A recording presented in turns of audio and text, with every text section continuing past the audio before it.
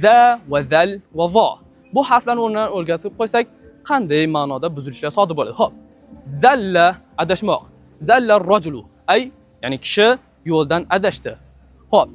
Zalla kishi xor bo'lmoq. Ya'ni zalla rajulu ya'ni kishi xor bo'ldi qilgan ayblari tufayli. Zalla esa kutib turmoq, ya'ni o'shanday qolmoq. Zalla rajulu solihan kishi solihligicha qoldi degan ma'noda keladi. Xo'p. Keyingi harfimiz bizda ha. 3 ta h mavjud bo'lib, haroba ya'ni ha bilan yumshoq h bilan haroba. Ha bilan o'rta ha va xaroba qattiq h bilan kelsa nima ma'no? Haroba ya'ni qochdi. Haroba rajulu minal kalbi. Kishi kuchukdan qochdi. Haroba ha bilan keladigan bo'lsa bu ya'ni butun mol mulkini olib qo'ydi, ya'ni haroba sariqur rajula ya'ni o'g'ri kishining bor mol mulkini tortib oldi, o'g'irlab ketdi degan ma'noda ketadi.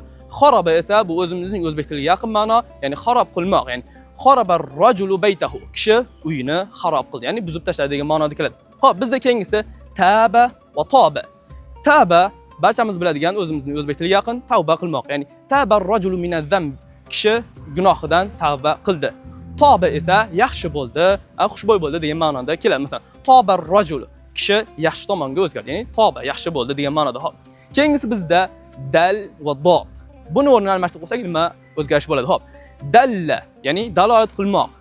Dalla rajulu kishi dalolat qildi.